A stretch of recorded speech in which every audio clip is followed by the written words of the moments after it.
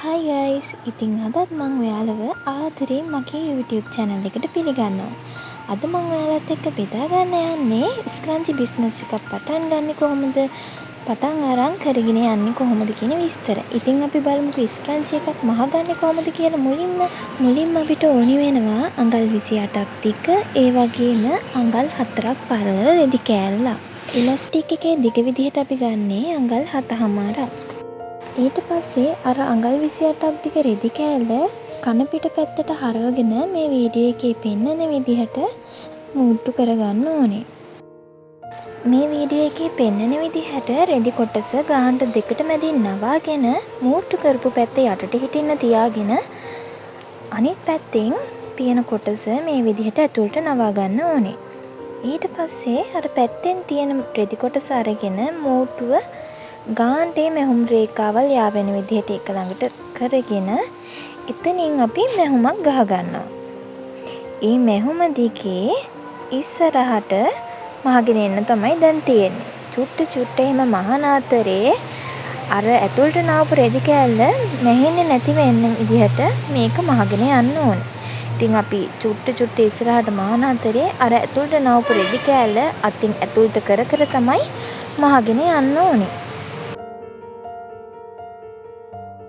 මේ විදිහට මහගෙන යනකොට අපි ඇතුළට කරපු රෙදි කොටස හිමින් සැරේ අත් දෙකෙන් එළියට අරගෙන මහගෙන යනවා. මේ වීඩියෝ එක පැහැදිලි මදි නම් පොඩ්ඩක් ස්පීඩ් අඩු කරලා බලන්න. එතකොට ඔයාලට ගොඩාක් හොඳට තේරෙයි. ඇඟිලි දෙකෙන් චුට්ට ඉස්සරහට ඇද හිමීට මහගෙන යන්න තමයි තියෙන්නේ. මෙහෙම මහගෙන එනකොට අපිට පේන්න ගන්නවා අපි කලින් මහපු මැස්මේ පාර. ඉතින් මෙහුම අවසන් කරන්න කලින් ඒ මෙහුම් දෙක අතර අඟල් 2ක වගේ පරතරයක් හිටින විදිහට මහලා ඉවර කරගන්න ඕනේ. ඒ කියන්නේ අතන පොඩි පරතරයක් තියන්න ඕනේ. මොකද දැන් අපි මේ මහගෙන තියෙන කන පිට පැත්තටනේ. අපි දැන් හදන්නේ මේක හොඳ පිටට හරව ගන්න. දැන් අපි හදන්නේ ඒ හිඩස ඇතුලෙන් අර ඇතුලේ තියෙන රෙදි කෑල්ල එළියට ගන්න. මේ වීඩියෝ එකේ පෙන්නන විදිහට ඒ හිඩස ඇතුලෙන් ඉඟිලි දෙක දාලා ඇතුලේ තියෙන රෙදි කෑල්ල හිමින් එළියට ගන්න. මේ විදිහ තමයි ස්ක්‍රන්ච් එකක් මහන්න ලේසිම විදිහ වගේම නීට් එකටම මහන්න පුළුවන් ක්‍රමය. මුලින් මහද්දී නම් චුට්ටක් අපහසුතාවයක් දැනුණත් ටික මහන්න පුරුදු වෙද්දී හරිම ලේසියි. ඔයාලත් කරලා බලන්නකෝ. දැන් අපිට කරන්න තියෙන්නේ හිඩස තුලින් මේ ඉලාස්ටික් එක යවා ගන්න එක.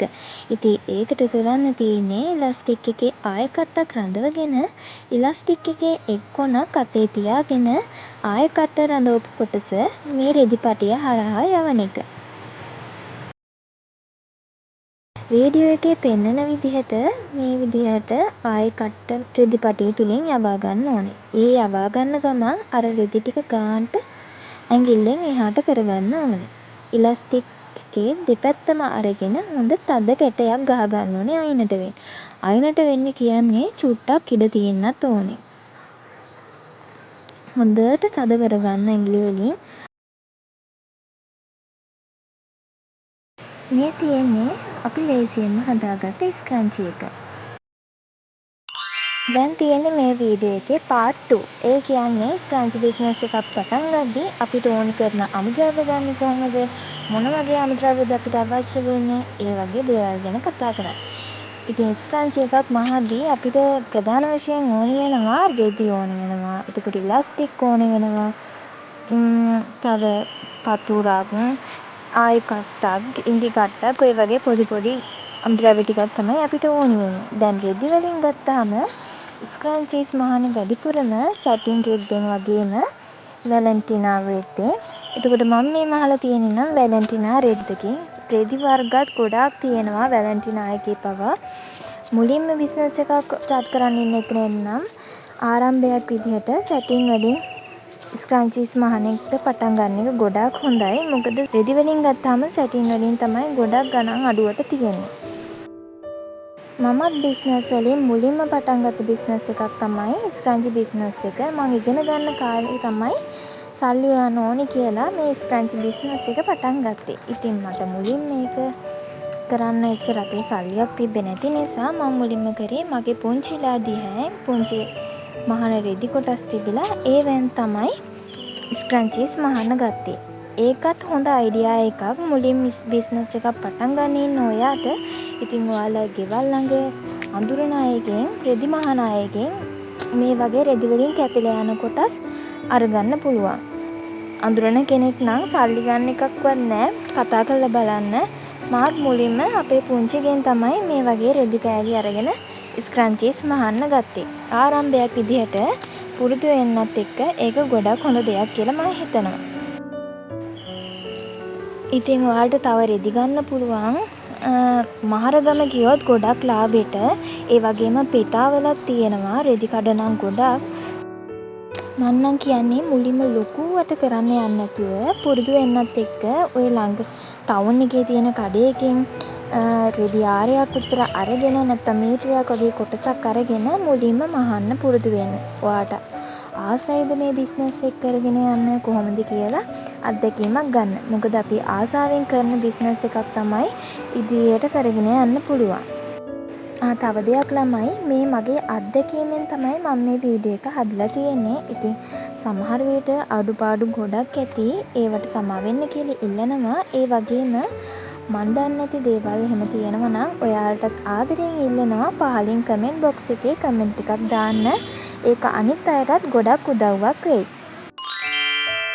ඉතින් දැන් අපි කතා කරන්නේ මේ වීඩියෝ එකේ part 3. ඒ කියන්නේ ස්ක්‍රන්චි බිස්නස් එකේ මේ ස්ක්‍රන්චීස් පැකින් කරන විදිය.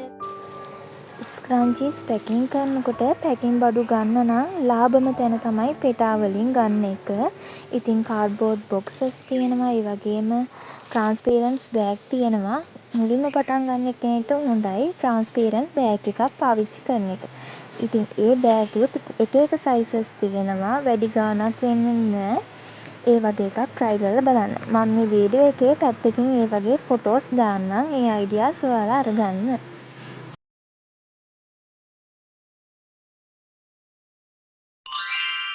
දැන් අපි කතා කරමු ස්ක්‍රන්චි බිස්නස් එක ගැන part 4. ඉතින් ස්ක්‍රන්චි බිස්නස් එකක් කරගෙන යද්දී ඒක සෙල් කරන විදිහත් අපි බලන්න ඕනේ. ඉතින් පළවෙනි එක තමයි එයාට තියෙන හෝල්සේල් බිස්නස් එක. හෝල්සේල් බිස්නස් එකක් කරනවා නම් විශේෂයෙන්ම කියන්න ඕනේ ලොකු ලාභයක් නම් තියාගන්න බෑ. ඒ වුණාට ආරම්භයක් විදිහට ගොඩාක් ඒක හොඳයි ඔයාලට. දැන් ඔයාලට පුළුවන් ඔයාලගේ ටවුන් එක අවට තියෙන ලවර්ස් වලට ෆැන්සි ෂොප් වලට ඔයාලා මහපු සාම්පල්ස් ගිහින් පෙන්නන්න. ගිහින් පෙන්නලා මෙන්න මේ ගානට මගෙන් ස්ක්‍රන්චීස් ගන්න පුළුවන්. එහෙම කියලා විස්තර කියන්න. මාත් මුලින්ම කරේ එහෙම. මාත් අම්මත් එක්ක ගියා ටවුන් එකේ තියෙන ලවර්ස් වලට ගිහිල්ලා මේ සාම්පල් පෙන්නලා තමයි මාත් මුලින්ම බිස්නස් එක අල්ලගත්තේ. ඒ වගේම ඔයාලට පුළුවන් ඔයාලගේ අඳුරන නැන්දලා මාමලා ඉන්න කඩවලට මේවා ගිහින් දාන්න. එහෙම නැත්නම් ඔයාලගේ යාළුවෝ අතරේ බිස්නස් එක කරගන්න. දෙවෙනි එක තමයි ඔන්ලයින් බිස්නස්. ඔන්ලයින් බිස්නස් එක ගැන මේ වීඩියෝ එකේ කතා කරලා ඉවර කරගන්න බැරි තරම් ඒත් මම චුට්ටක් ඔයාලට මේකේ කියලා දෙන්න. මුලින්ම බිස්නස් එකක් කරනවා නම් ඔයාලටම කියලා ඔයාලා බිස්නස් එක ගැන කියවන විදිහට හොඳ නමක් දාගන්න ඕනේ. ඒ වගේම ක්‍රියේටිව් ලෝගෝ එකක් හදාගන්න ඕනේ. ඔයාලා බිස්නස් එකට අදාළව FB page එකක් වගේම TikTok page එකක් හදාගන්න ඕනේ.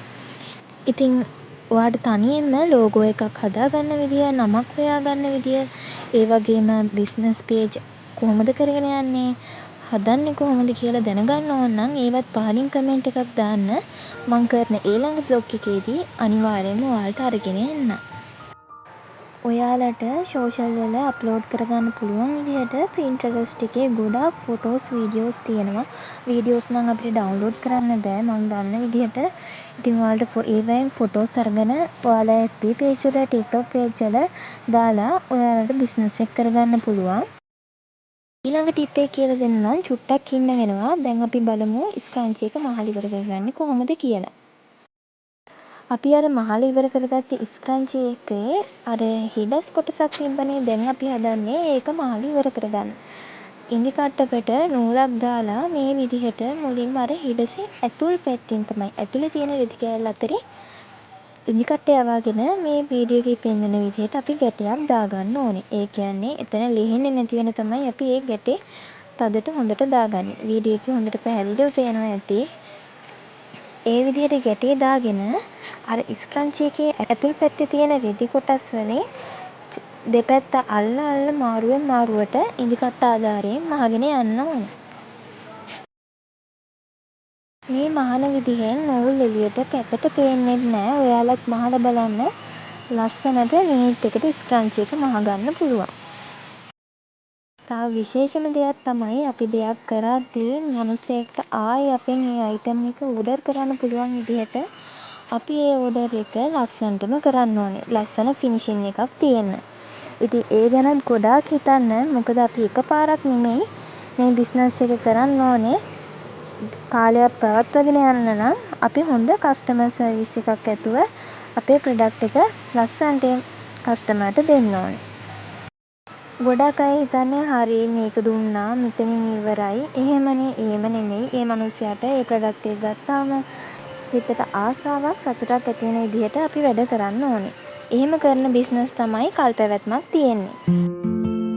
ඉතින් මෙහෙම තමයි ස්ක්‍රන්චි එකක් මහගන්න ලේසිම විදිහ.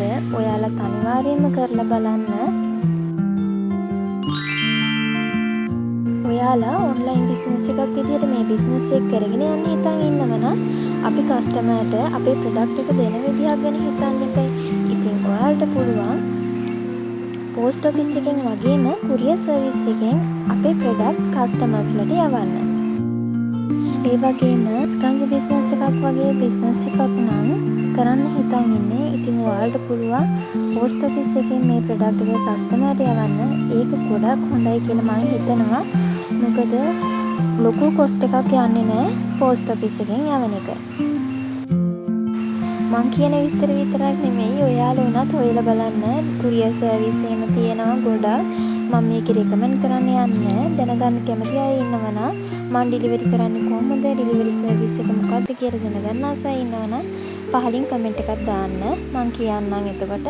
ඉතින් ඉගෙන ගන්න ගමන් සල්ලි හොයන්න ආස වගේම අමතර ජොබ් එකක් විදිහට එහෙම නැත්නම් අමතර ආදායමක් හොයාගන්න කැමති අයට ස්ක්‍රන්චි බිස්නස් එක ගැන මං කිව්ව දේවල් ගොඩක් වටීවි කියලා මං හිතනවා. ඉතින් මේ ලස්සන වීඩියෝස් ඒ වගේම බිස්නස් අයිඩියාස් මං ඉස්සරහට මගේ YouTube channel එකෙන් ඔයාලට අරන් එන්න හිතන් ඉන්නවා. ඉතින් මේ වගේ වීඩියෝස් බලන්න ආස නම් ආදරයෙන් ඉල්ලනවා පහලින් කමෙන්ට් එකක් දාන්න. ඒ වගේම මගේ YouTube channel එක subscribe කරලා තියාගන්න කියලා.